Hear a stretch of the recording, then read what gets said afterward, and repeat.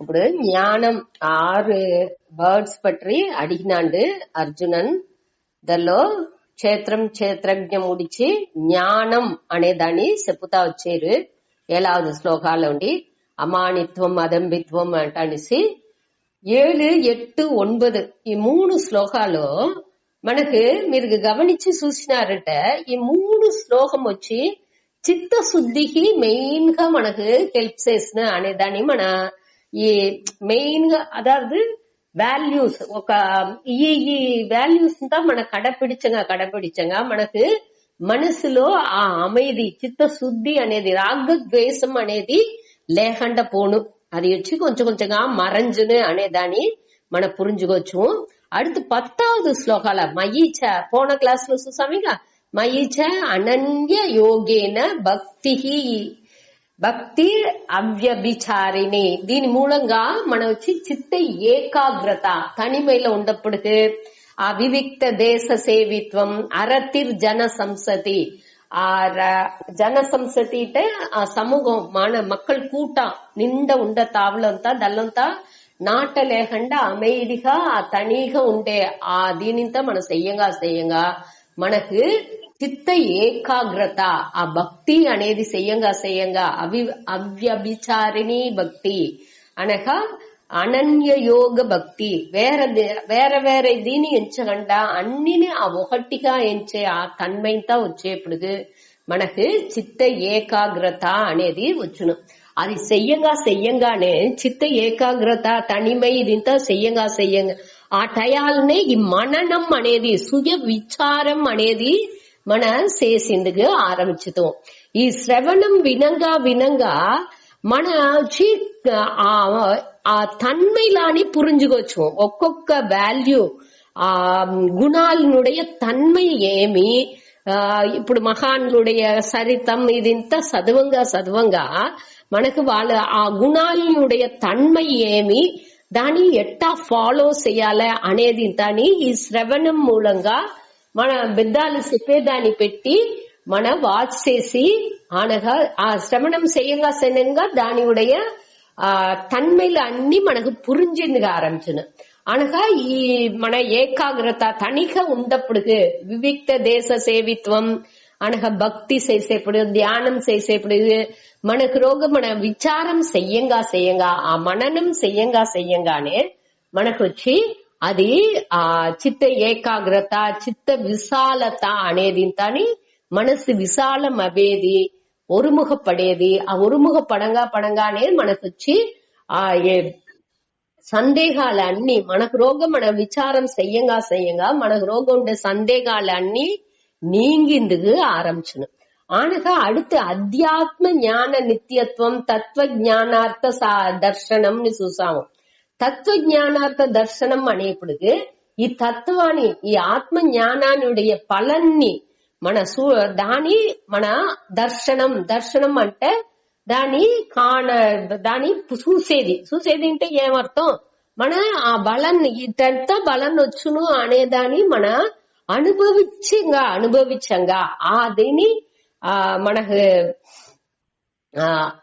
అదాவது అనుభవించేది అంటే ఏమి ఇప్పుడు నేను వచ్చి సమదర్శనాన్ని చూడంగా అన్నిలోని బ్రహ్మం అనేదాన్ని నేను పురించుకుని ఆ తత్వ జ్ఞానాన్ని అరించుకుని దాన్ని ఎక్స్పీరియన్స్ అనుభవించంగా ఆ ఫలాన్ని అనుభవించంగా ఏమవుతుంది నాకు ఆ నిష్ఠై అనేది కూడిందిగా ఆరంభించిన అదే అధ్యాత్మ జ్ఞాన నిత్యత్వం అనేది. మొదట ఆ సమదర్శనం అనేది ఫామ్ అవును.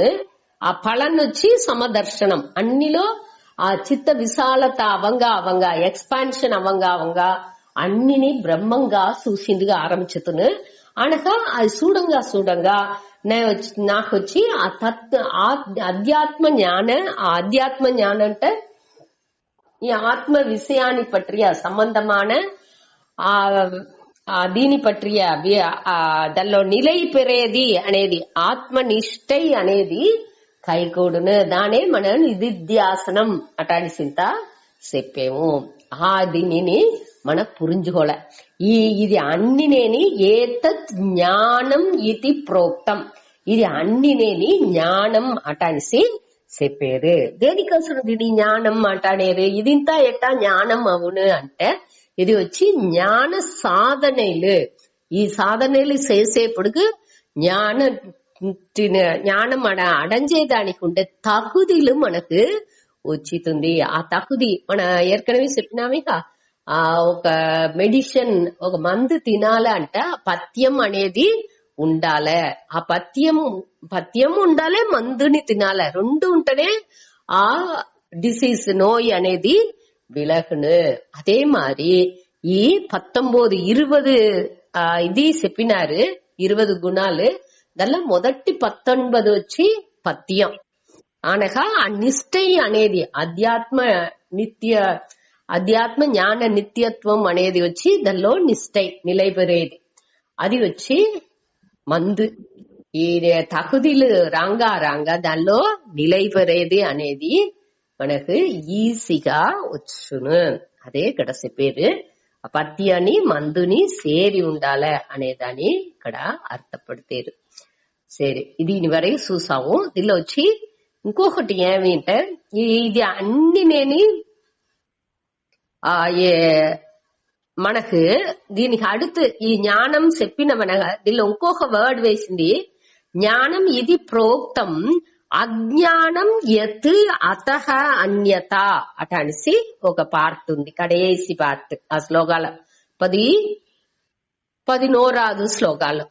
అదావదు అజ్ఞానం అంటే ఏమి అట అనేప్పటికి ఈ జ్ఞానాన్ని తవిర దీనికి ఆపోజిట్ గా అన్యత అంటే ఎదుర్మறைగా ఉండేది పూరానేని అజ్ఞానం.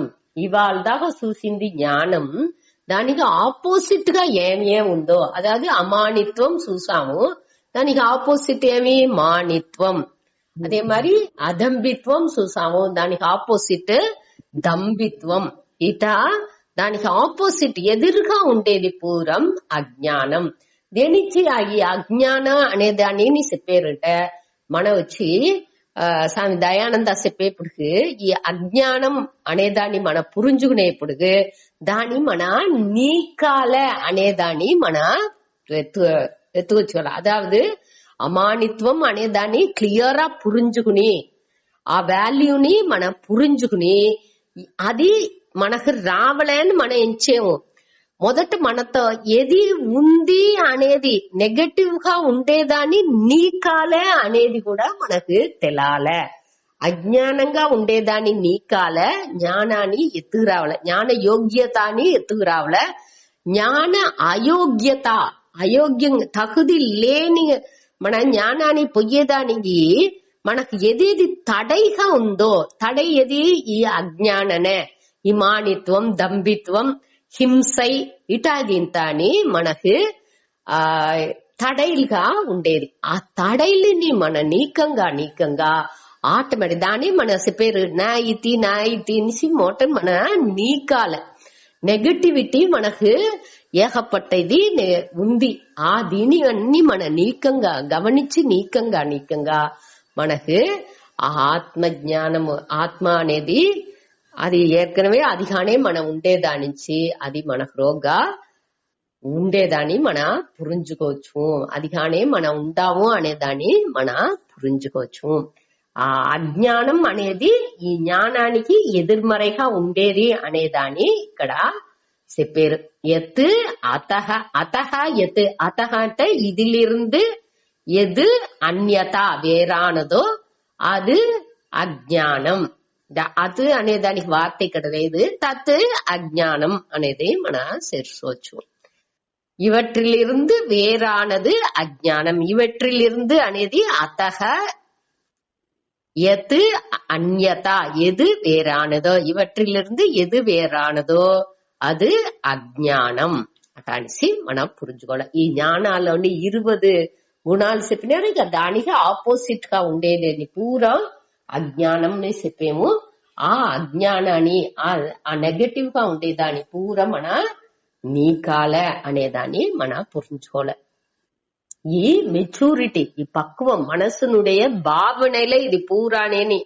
ఆ భావనలు రాగానే ఆ పక్వం మనసునుடைய పక్వం అనేది అప్పుడే వచ్చును. ఇది లేకుండా మనకొచ్చి ఈ జ్ఞానాన్ని మన క్లియరా పురించుకుందుకు వెళ్ళవదు అనేదాన్ని ఇక్కడ చెప్పారు. మనకు ఈ ముముక్షుత్వం దీనికి ఆత్మని మన తెలుసుకోలే అనే ఆ వేட்கை ఆ తీవ్ర వేட்கை ఉంటుంది అంటేనే మనం ఏற்கனவே చూసిందాము. ఇంకా తీపట్టుతే తల్లో తీపట్టుతే ఎట్టా పొయ్యి నీళ్లు వెత్తి పొయ్యి డబ్బాల్ని అది సాకడ నీళ్ళుగా ఉంటున్నాను పర్వాలే మోట ఈ ఐందారని మన ஐந்தாரணி நிலுப்பால அட்டடிச்சு எத்த வேகங்க போய் దాన్ని అణచింది మన పొయ్యేమో అది మారి మన అంత ఒక వేட்கை అంత ఒక తీవ్ర ఇచ్చை మనకు రోగా ఉండాలి. அடுத்தனே దీని మన అడంజిందుకు వెళ్ళవను అనేదాన్ని మన పురించుకోలే. సరే ఇదే మన 11 దాకా చూసాము. அடுத்து 12వదిలో టాపిక్ அடுத்த టాపిక్ ను చెప్పిందుకు ఆరంభించారు. ఈ జ్ఞాన మూలంగా ఏం మన அறிஞ்சுకోలే అనేదాని అదాదు జ్ఞేయం అనేదాని పற்றி ఇది వచ్చి ఒద్దే ముఖ్యమైన శ్లోకం మన ఉపనిషత్తునుடைய సారంగా ఇంకా ఒక 4-5 శ్లోకం அடுத்தடுத்து అమంజింది. ఒద్దే ముఖ్యమైన శ్లోకాలు 12లోండి 18 దాకా ముఖ్యమైన శ్లోకాలు కొంచెం గమనంగా మన దీన్ని పురించుకోలే. దీనిలో ఈ శ్లోకాలలో జ్ఞేయం యాక్చువల్గా జ్ఞేయం అంటే அறியப்படும் பொருள் అట అనేసి మనం చూసిండాము. జ్ఞాత అంటే அறிபவன், జ్ఞానం అంటే அறிவு అనగా ఈ அறிஞ்சேவாண்டு அறிபவன் ఈ அறியப்படும் பொருள்ని அறிஞ்சுకుంటున్నాడు. ఈ அறியப்படும் కరివి మూలంగా அறிஞ்சுకుంటున్నాడు. జ్ఞాత జ్ఞేయం అంటే அறியப்படும் பொருள் అట అనేసి మన ముందర చూసిండాము. ఇది వచ్చి ఆబ్జెక్ట్ அறிய வேண்டியது ఏది మన அறிஞ்சுకోవాలనో అదే జ్ఞేయం అట అనేసి మన ఏற்கனவே ఇది చూసిండాము. కాబట్టి ఇక్కడ వచ్చి அறியப்பட வேண்டியது అనేప్పటికి అది ఆబ్జెక్ట్ గా ఒక పొరుల్గా మన ఎంచితమేగా దానికే దీనిలో ఏం చెప్పారంటే அறிய తక్కదు ఇది వచ్చి அறிஞ்சேదానికి అర్హత ఉడయదు. ఇది మట్టు ఇది వచ్చి దీని మట్టు తెలుసుకుంటే సాను అన్నిని మనం పురించుకోవచ్చు. ఎట్టా తంగాన్ని పురించుకుంటే అన్ని ఆభరణాలని మనం పురించుకుంటామో అన్ని తంగం అనేదాన్ని పురించుకుంటామో అదే మరి ఎట్టా నీళ్లు అనేదాన్ని ఉడయ దీన్ని పురించుకునేప్పుడు సముద్రం అలైకల్ నీరు కుమిళి దానింతా మనం పురించుకుంటున్నాము. అదే మరి ఇక్కడ బ్రహ్మం అనేదాన్ని పురించుకునేప్పుడు ఈ బ్రహ్మానుடைய తోట్ర మాత్రంగా ఉండేదే ఈ ప్రపంచం పూరా అనేదాన్ని మన క్లియరా పురించుకుంటాము అనేదానికి దీని ఏం చెప్పారు ఇది వచ్చి அறியப்பட దీనియే அறிஞ்சுకోలే మన కండిగా அறிஞ்சுకోవాల్సిన విషయం ஞாத்தவ்யம் అంటారు. ஞாத்தவ்యం అంటే அறியப்பட வேண்டியது, அறியத்தக்கது, அறிய అర్హதை உடையது. ఇది వచ్చి పొరుల్గా మనం ఎంచకూడదు. அறியப்படும் పొరుల్ లేదు ఇక్కడ. ఇక్కడ జ్ఞేయం అంటే అదే ఆ బ్రహ్మం అనేదాన్ని మనకు చెప్పారు. ఇది వచ్చి సబ్జెక్ట్ గా చెప్పారు, ఆబ్జెక్ట్ గా ఇక్కడ ఆన్సర్ చెప్పలా. జ్ఞేయం అనేప్పటికి அறியத்தக்கது, அறியப்பட வேண்டியது, ஞாத்தవ్యం అనేట్టుగా ఇక్కడ చెప్పారు. మన ఎట్ట ఇది వచ్చి ఈ పణివు, ఈ అమానిత్వం, అదంబిత్వం ఈ గుణాలని మన చూసేప్పుడు దాని మన ఎత్తుకోతే ఆ దీని పెట్టి ఎట్టా దీన్ని அறிஞ்சுకుందు వెళ్ళవును. ఇప్పుడు పాణిని పట్టియ మన తెలుసుకుంటే దా அறிவுని పెట్టి నెరుపునుடைய அறிவுని మన ఎట్టా తెలుసుకుందు వెళ్ళవును. ఒక్కటి ఒక దేని పట్టి మన చదివేమో దానిగా తెలుసుకుందు వెళ్ళవును. దీన్ని చదివితే అది ఎట్టా తెలుసుకుందు వెళ్ళవును అట అంటే అది కరెక్టే కావంటే దీనిలో దేనికోసం దీన్ని చెప్పిండారు అంటే ఈ అమానిత్వం, అదంబిత్వం అదింతని జ్ఞానం అడంచేదాని ఉంటే తగుదిని మనకు ఇచ్చుతుంది. మన పక్వం, మన చిత్తశుద్ధి, చిత్త ఏకాగ్రత, చిత్త విశాలత, చిత్త నిష్ట అన్ని తగుదిలోనే ఇది ఇచ్చేప్పుడు ఆటోమేటిక్ గా అక్కడ బ్రహ్మం అనేదాన్ని వాటికి ఈజీగా పురింజుకును వాటికి అదెల్లా కష్టమే ఉండదు దాన్ని ఉణర్ందిగా ఆరంభించును ఈ క్వాలిటీస్ అంతా ఉండేవాడికి వచ్చి కండిపుగా ఆ ஞான నిష్ఠలో వాడి నుంచి ఉండిందుకు వెళ్ళవను దానిచ్చి ఇది వచ్చి ఆ ஞானம் అடைஞ்சేదానికి మనకు துணை కారణంగా డైరెక్ట్ సాధనంగా లేకపోతున్నాం ஞானనే నేరడియాన సాక్షాత్ కారణంగా ఉన్ను ఇది వచ్చి துணை కారణంగా ఆ తగుదిలాని మనకు ఏర్పడితే దానిచ్చి దీనిని జ్ఞానం అటాన్సి చెప్పారు సరే ఇప్పుడు వచ్చి 12వ శ్లోకం మన సూతాడి దీని వచ్చి దీనిలో వచ్చి జ్ఞాన దీని పట్రి జ్ఞేయం అంటే ఏమి అటానిసి నేను చెప్పాను అటానిసి ప్రతిజ్ఞ చేశారు భగవాన్ అనగా దీని తెలుసుకుంటే ఏమి పళ్ళనొచ్చును అనే దాన్ని చెప్పారు అనగా ఈ జ్ఞేయం అనే దాన్ని ఒక 3 వార్తలో డిఫైన్ చేశారు ఇదే అటానిసి మనకు జ్ఞేయం అంటే ఏమి అనే దాన్ని ఇక్కడ 2వ లైన్ లో చెప్పారు సూతాడి జ్ఞేయం యత్తత్ ప్రవక్ష్యామి యజ్ఞాత్వామృతమశ్నుతే అనాదిమత్పరం బ్రహ్మ న సత్తన్నాసదుచ్యతే జ్ఞేయం యత్తత్ ప్రవక్ష్యామి యజ్ఞాత్వామృతమశ్నుతే అనాదిమత్పరం బ్రహ్మ న సత్తన్నాసదుచ్యతే జ్ఞేయం యత్ తత్ ప్రవక్ష్యామి యత్ జ్ఞాత్వా అమృతం అశ్నుతే అనాదిమత్ పరం బ్రహ్మ న సత్ తత్ న అసత్ ఉచ్యతే అనాదిమత్ అటానికి పిలిచాలి అనాదిమత్ పరం బ్రహ్మ న సత్ తత్ న అసత్ ఉచ్యతే జ్ఞేయం జ్ఞేయం యత్ జ్ఞేయం యత్ అంటే ఎదు ఎది జ్ఞేయం జ్ఞేయంట அறியப்பட வேண்டியது எது அறியப்பட வேண்டியதோ தத்து தானி ప్రవక్ష్యామి దాని నేను నీకు చెప్పాను ప్రవక్ష్యామి అంటే భగవాన్ నాన్ కూరుహిరేన్ అటని అర్థం వక్ష్యామి అంటే ప్రకర్షేణ వక్ష్యామి ప్రకర్షేణ అంటే తెలివిగా విళక్కంగా నీకు పురించేట్టుగా నేను చెప్పాను అటనిసి ఇక్కడ చెప్పారు அடுத்து எத்து ஞாத்வா எதை அறிந்தால் ஞாத்வா అంటే அறிஞ்சுకునేప్పుడు అమృతం అశ్నుతే అమృతం అంటే మరణమిల్లా ఆ నిலை అழிவற்ற నిலை మరణమిల్లా పెరునిலை అటని సిద్ధ చెప్పారు అழிவற்ற ఆ నిலைని అశ్నుతే అశ్నుతే అంటే అమృతం అమృతం అంటే మరణమற்ற నిலை మృతం అంటే మరణం అమృతం అంటే ఆ మరణమற்ற నిலைని అశ్నుతే అంటే అడైகிறாరో ఎత్ జ్ఞాత్వా దేన్ని அறிஞ்சுకుంటే அறியத்தக்கது அறியப்பட வேண்டியது అటన్సింత జ్ఞేయాన్ని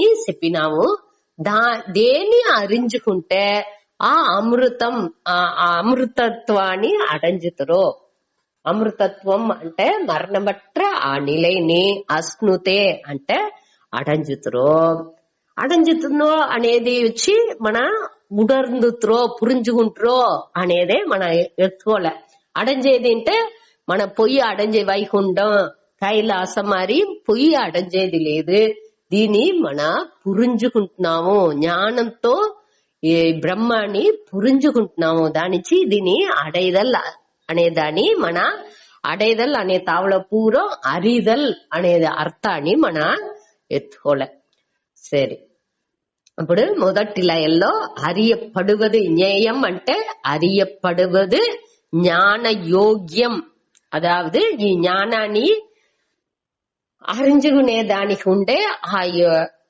జ్ఞాన యోగ్యంగానే ఉండేది அறிய தக்கது அறிய அருகதை உடையது ஞாத்தவ்யம் அறிய పడ వేండియదు అనేదే ఈ జ్ఞేయం. దాన్ని నేను నీకు చెప్పాను. దాన్ని నువ్వు తెలుసుకుంటే ఆ మరణమట్ర నిలయని నువ్వు అడజుతువు అటాసి మొదటి లైన్ లో చెప్పారు. రెండవది లైన్ లో అనాదిమత్ పరం బ్రహ్మ, ఈ బ్రహ్మ అనే దాని ఉடைய విளக்காన్ని 3 వార్తలో ఇక్కడ చెప్పారు. బ్రహ్మంటే ఏమి అనే దానికి 3 వార్తలో విளக்கம் చెప్పారు. ఏం వార్తలు అంటే అనాదిమత్ అనేది ఒక వార్త, పరం అనేది அடுத்த వార్త, న సత్ న అసత్ ఉచ్యతే అది 3வது వార్త. అనాదిమత్, ఆది అంటే తొడకం అర్థం, అనాది అంటే తొడకం అట్రదు అర్థం. అనాదిమత్, ఈ మత్ అనేది వచ్చి ఒక వేற்றுமை ఉరుబు, అதாவது தமிழ்లో చెబుతువేగా ఇరికిరాన్ ఇరికిరాల్ అనే ఆ కిరాల్ కిరాన్ అనేది ఇంత వేற்றுமை ఉరుబులు. దీని తగ్గట్టు ఆ ఉరు ఇప్పుడు வந்தவனை பார்த்தேன் அட்டானிசிந்த அவனால் செய்யப்பட்டது. ஆழ்வோடு உடன் ஐ అదింత వేற்றுமை ఉరుబులు. దీని వినయ ఎచ్చం వేற்றுமை ఉరుబులు అనేది ఇంత చెప్పేమిగా. అది మరి ఇక్కడ వచ్చి మత్ అనేది మధుప్ అనే ఒక ప్రత్యయం అంటారు. అది వచ్చి గ్రామర్ లో చెప్పేప్పుడు ప్రత్యయం అంటారు. ప్రత్యయం అంటే దానితో కూడా ఈ వెర్బ్ ఈ ఆది అనే దానితో నౌన్ ఫామ్ గా ఇది చేరుతుంది. అదావదు ఇప్పుడు బుద్ధిమాన్ అనేమిగా, బుద్ధిమత్ అంటే బుద్ధియై ఉడయవన్ అర్థం. ఆ మధుప్ అనేది మధుప్ వధుప్ అటాడిసి చెప్పుతురు. ఆ రెండు ధనవాన్ బుద్ధిమాన్, ఆ వధుప్ మధుప్ అనేది దాని దేనితో సేరి చెప్పేమో అది ఉంది వాండుతో. ఇప్పుడు ధనవాంట ధనத்தை உடையவன் ధనవాన్, அதே மாதிரி புத்தியை உடையவன் புத்திமான். அதே மாதிரி ఇక్కడ అనాదిమత్ అనేప్పుడు ఆదిమత్ అదింటే తొడకத்தை ఉడయదు అర్థం.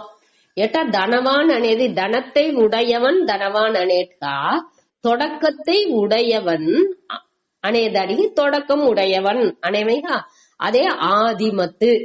ఇక్కడ అనాదిమత్ అనేప్పుడు తొడకం లేనిది అర్థం. ఇక్కడ వచ్చి ఏ విధ తొడకం అనేదే దానికి దొరకదు. ఈ బ్రహ్మానికి తొడకం లేదు అటంటే ఏమర్థం, కారణం లేదు. ఇప్పుడు మన ఉలకాల ఉండే పొరుల్నింత మనం చూసినామంటే దానికి ఒక తొడకం అనేది ఉన్ను. ఇప్పుడు చార్ అటాన్ని చూసినామంటే దానికి అది మరాలోండి మన చేసిందాము అంటే ఆ మరం దానికి కారణం, కార్యం వచ్చి ఆ చార్. ఇట అన్ని ఈ ఉలకాల మనం చూసే పొరులు అన్నినేని ఈ కారణ కార్యంతోనే ఉన్ను.